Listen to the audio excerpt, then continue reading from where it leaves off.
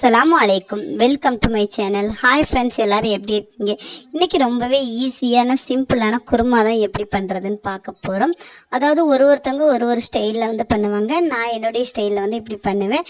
Taste ரொம்பவே சூப்பராக இருக்கும். செய்கிறதுமே ரொம்ப ஈஸியாக இருக்கும். எப்படி பண்ணுறதுன்னு வாங்க பார்த்துடலாம். ஒரு கைப்பிடி அளவுக்கு வேர்க்கடலையை நல்லா வறுத்துட்டு தொலியை நீக்கிட்டு நம்ம ஏற்கனவே அரை மூடி தேங்காயை நான் குட்டி குட்டியாக கட் பண்ணி வச்சுருக்கேன். அது கூட சேர்த்து விட்டுறலாம். அதையுமே சேர்த்தாச்சு. இப்போ மிக்ஸி ஜாரில் போட்டு எந்த அளவுக்கு நைஸாக அரைச்சி எடுக்க முடியுதோ அந்தளவுக்கு நைஸாக அரைச்சி எடுத்துக்கிறேங்க. அது கூடவே நான் இந்த சைஸ் தக்காளியில் 3 எடுத்திருக்கேன். இதையுமே ரஃப்பாக கட் பண்ணி மிக்ஸி ஜாரில் சேர்த்து நல்லாவே அரைச்சி எடுத்துக்கலாம். இந்த மாதிரி தக்காளி அரைச்சி குருமா பண்ணும்போது டேஸ்ட்டு ரொம்ப சூப்பராக இருக்கும். இப்போ ஒரு சட்டியை காய வச்சாச்சு. சட்டி நல்லா காஞ்சதுக்கப்புறம் எண்ணெய் ஊற்றிக்கிறேங்க.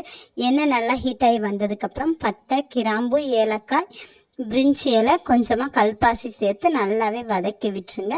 அது ஓரளவுக்கு வதங்கி வந்ததுக்கப்புறம் நீட்டு வாக்கில் கட் பண்ண 2 பெரிய வெங்காயத்தை உள்ளே சேர்த்துடலாம். வெங்காயம் ஓரளவுக்கு வதங்கி வந்ததுக்கப்புறம் 1 ஸ்பூன் அளவுக்கு இஞ்சி பூண்டு பேஸ்ட்டை சேர்த்து நல்லா வதக்கிக்கிறேங்க. இஞ்சி பூண்டு பேஸ்ட்டில் பச்சை ஸ்மெல்லு போனதுக்கப்புறம் நான் 1.5 ஸ்பூன் அளவுக்கு தனி மிளகாய்த்தூள் சேர்த்துருக்கேன். நீங்கள் உங்கள் காரத்துக்கு தகுந்தாற்போல் தனி மிளகாய்த்தூள் சேர்த்துக்கிறேங்க. இப்போ அதையுமே சேர்த்து நல்லா கலர் சேஞ்ச் ஆகி வர்ற வரைக்கும் நல்லா வதக்கி எடுத்துக்கலாம். அதுவுமே சூப்பராக கலர் நல்லா சேஞ்ச் ஆகி வந்துருச்சு. இப்போ நம்ம ஏற்கனவே அரைச்சி வச்சுருக்கோம் பார்த்தீங்களா தக்காளி பேஸ்ட்டு, அதை உள்ளே சேர்த்துடலாம். தக்காளி பேஸ்ட்டை சேர்த்து விட்டுட்டு தக்காளி ஸ்மெல்லு போகிற வரைக்கும் நல்லா வதக்கி எடுத்துக்கிறலாம். தக்காளி ஸ்மெல்லு போய் நல்லா எண்ணெய் பிரிஞ்சு வந்துடுச்சு. இப்போ நம்ம கட் பண்ணி வச்சுருக்க காய்கறிகளை சேர்த்துக்கிறலாம். நான் பீன்ஸு, கேரட்டு, உருளைக்கிழங்கு சேர்த்துருக்கேன். இப்போ நம்ம காய்கறிக்கு தேவையான அளவுக்கு உப்பு சேர்த்துக்கிறலாம். நான் குருமாக்கு தேவையான மொத்த உப்பையும் இப்போ சேர்த்துருக்கேன். நீங்கள் அப்படியும் சேர்க்கலாம் அல்லது பிரித்து உங்களுக்கு தேவைக்கு தகுந்தாற்போல் கொஞ்சம் கொஞ்சமாக சேர்த்துக்கிறலாம். இப்போ உப்பு சேர்த்து விட்டாச்சு. நான் ஏற்கனவே பச்சை பட்டாணியை குக்கரில் 4 விசில் விட்டு நல்லா வேக வச்சு எடுத்து வச்சுருக்கேன். இப்போ அதையுமே சேர்த்து நல்லா வதக்கி எடுத்துக்கிறலாம். நம்மளுடைய காய்கறியோட பச்சை ஸ்மெல்லு நல்லா போகிற வரைக்கும் நல்லா வதக்கி எடுத்துக்கிறேங்க. அது சூப்பராக வதங்கி வந்துடுச்சு. இப்போ தேவையான மசாலா சேர்த்துக்கிறலாம். 2 ஸ்பூன் அளவுக்கு சிக்கன் மசாலா சேர்த்துக்கிறேங்க. அது கூடவே 1 ஸ்பூன் அளவுக்கு கரம் மசாலா சேர்த்துக்கிறேங்க.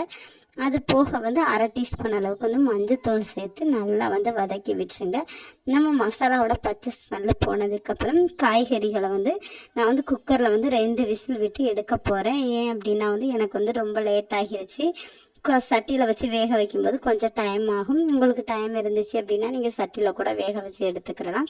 இப்போ விசில் போனதுக்கப்புறம் நம்மளுடைய காயும் சூப்பராக வெந்துருச்சு.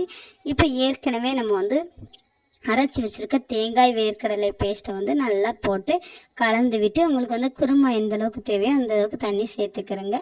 அதுக்கப்புறம் ஒரு கைப்பிடி அளவுக்கு ஒரு கொத்து கருவேப்பிலையை நல்லா உருவி சேர்த்துக்கிறலாம். 2 பச்சை மிளகாய் நான் காரத்துக்காக சேர்த்துருக்கேன்.